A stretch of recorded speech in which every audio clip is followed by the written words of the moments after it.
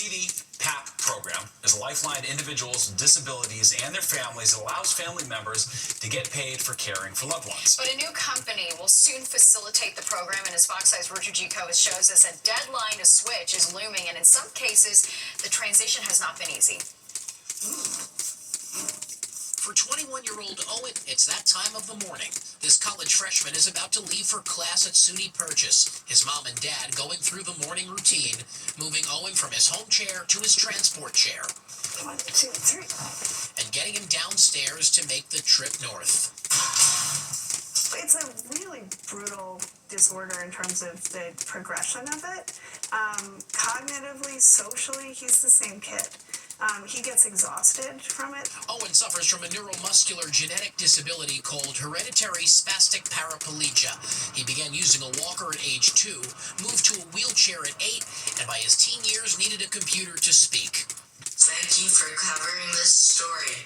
And now uses a feeding tube to get his nutrition. Owen's nurse is the only person who can change that tube, and concern is growing over his caretakers because of imminent changes coming to a Medicaid-funded caregiver program. I think the part that scares me talking about this is, one, I'm scared for our family. Kim is Owen's mom and is pleading with Governor Kathy Hochul to delay or stop the April 1st deadline that would cut the current program, CDPAP, and consolidate it. Hochul has said it would cut down on fraud and save millions in Medicaid dollars. CDPAP allows people to hire their caregivers directly to help with tasks that not just anyone can do. But under the new program, caregivers are concerned that they may have to work more and receive fewer benefits. They told us that no matter what, she won't get health insurance for at least 2 months. Which, I mean, that seems, how can you just lose your health insurance when you didn't do anything? In a statement, the acting state health commissioner says in part, quote, "It's disappointing that some business interests continue to spread false claims. But here's what you need to know. If you want to keep using CDPAP for home care in New York, reach out to PPL or its facilitators now to start your transition. We'll keep working with all stakeholders to ensure consumers and workers can get the facts," end quote. It also says that consumers will keep their trusted caregiver. But Kim is still worried. You're balancing your budget on the backs of the most vulnerable people. Kim says there are other families who've had trouble signing up on the new Public Partnerships LLC website. That's the new program out of Georgia. Meanwhile, the state says more than 180,000 CDPAP consumers have already signed up for the new program and that they're still sticking to the deadline of April 1st. On the Upper West Side, Richard Giacobas, Fox 5 News. I hate to see people in that position have to do more paperwork or deal with more uncertainty in their life. For sure it is, yeah. Well, turning waste into something that's actually useful. All right, how one local hospital system is upcycling discarded items and giving them new life. Plus this. An 85-year-old vet about to be evicted. I'm Teresa Priolo in Boonton, New Jersey, where Project Kind is stepping up to help a man who served his country. His story next on the 10 o'clock news. Story you'll see first on Fox 5 tonight. Northwell Health is rolling out a new program aimed at recycling and repurposing waste. All right, Fox 5's Jenna Goldberg shows us how the waste is being turned into important items used at hospitals. These items in the operating room here at Northwell Center for Advanced Medicine would typically get tossed in the trash and later end up in a landfill. There's specific wrapping that goes around the equipment that we use in the OR, primarily made out of plastic. But now they're being transformed into things like medical trays and basins and even park benches. We're going to recycle anything that's blue that has not been soiled. Surgical wraps and plastic packaging are placed into color-coded bags. They're picked up daily by Caracal Products and Services, a supplier of PPE and other healthcare materials.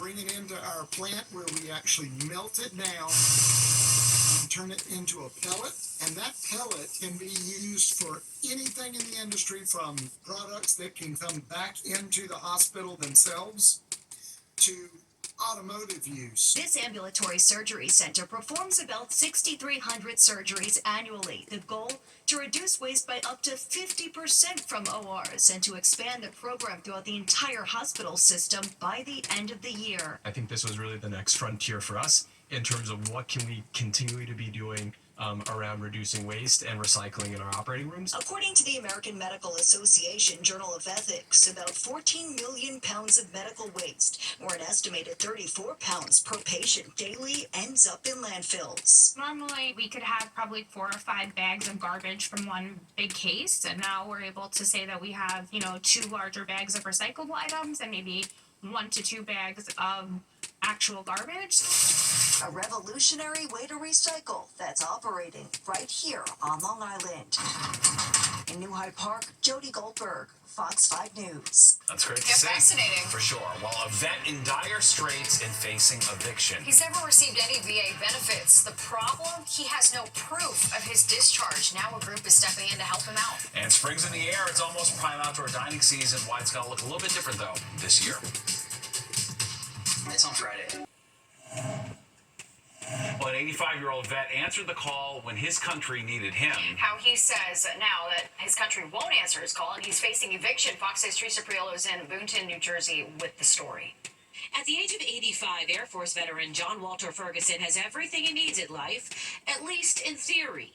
My son does an excellent job of taking care of me. I got a roof over my head, I got food in my belly, and coffee in the coffee pot. What more could a guy ask for? How about military benefits he's entitled to? John's in danger of being evicted from his Boonton apartment, and the one entity that should help, he says, hasn't. The U.S. government. I was 18 when I enlisted, and I was enlisted because my dad had no money for college. You won't see pictures of John in uniform. All those mementos are long gone, and so is his record of service. Burned in the D.C. National Archives fire of 1973, when 16 to 18 million official military records went up in smoke. Today's society, when we can do all the things that we can do, and I can't, nobody can find or move forward, to find the records that he needs. Because there's no official paperwork of service, John didn't serve in the VA's eyes. It wasn't until the community outreach program Project Kind got a hold of his case. We've been posting a lot about him. They started digging and was able to pull John out of a local motel where he was staying. They found his official record of service, but it doesn't say how he was discharged. So John can't get VA benefits or help with housing to stave off homelessness. His court date for eviction is March 27. We could get that money for the back rent, then John is okay. We're back to hoping these agencies do their part and follow through, and we can get John those additional benefits. Project Kind and John Paul have called every agency and tried every avenue. Their request is simple. They want to stay in this home and be able to eat. I want what's available. I want to take advantage of the benefits that are available to me as a veteran. Late Tuesday, Congresswoman Mikey Sherrill's office, she's a naval pilot who's running for governor, said they would help to try to resolve this on a federal level. I'm told her staff called the family directly. As we were looking into John's story, I contacted the New Jersey Department of Military and Veterans Affairs. They tell me they're committed to ending veteran homelessness here in New Jersey. Well, when we were meeting with the family got the call from the Department of Community Affairs that not only would John's back rent be paid, but they were covering 2 more months going forward. Payment is expected this week. And if true, my goodness, what an outcome that would be. In Boonton, New Jersey, Teresa Priolo, Fox 5 News. And you can find out more about Project Kind by going to our website, fox5ny.com. All right, let's get a check of the forecast. And now with Nick, and incredible day. Yeah, it's lovely. Nice and This warm. airport receiving more accolades thanks to its historic $8 billion transformation. Forbes Travel Guide named it the best airport in the nation. That award based off a survey of 5,000 hospitality and travel experts. The ceremony was held today in Terminal C, the site of a state-of-the-art renovation that finished about 18 months ahead of schedule. A new connector and the final 8 new gates opened late last year. Really nothing short of a miracle that they pulled off of that airport, which From the worst to worst to best. first, really, honestly, for sure. Yep, no doubt about it.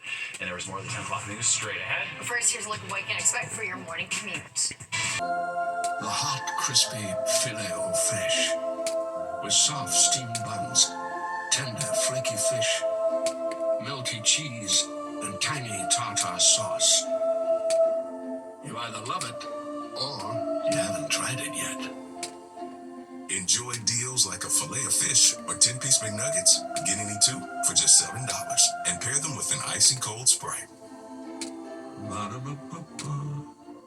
News on Fox 5 brought to you by McDonald's. Get daily deals in the McDonald's app. A big send-off for the St. John's men's basketball team. They left Carnesecca Arena earlier this evening to officially begin their pursuit of a national title. The second-seeded Johnnies will be in Providence, where they will face 15th-ranked Omaha in the first round of the NCAA tournament. We're going to have live reports with Tina Cervasio beginning on Thursday. And St. John's isn't the only team in our area headed to the big dance. Fairleigh Dickinson University women's basketball team is competing in the NCAA basketball tournament for the first time ever. Then there's the Lady Lions of Columbia, marking their second appearance in the tourney in school history. And this Thursday, they'll be playing the first four against 11-seed University of Washington in Chapel Hill.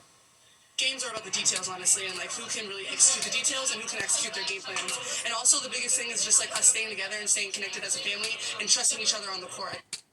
Fairleigh Dickinson will be taking on Big 12 champs TCU on Friday. And we are coming right back. All right, first, so here's a look at what's coming up next on Good Night New York.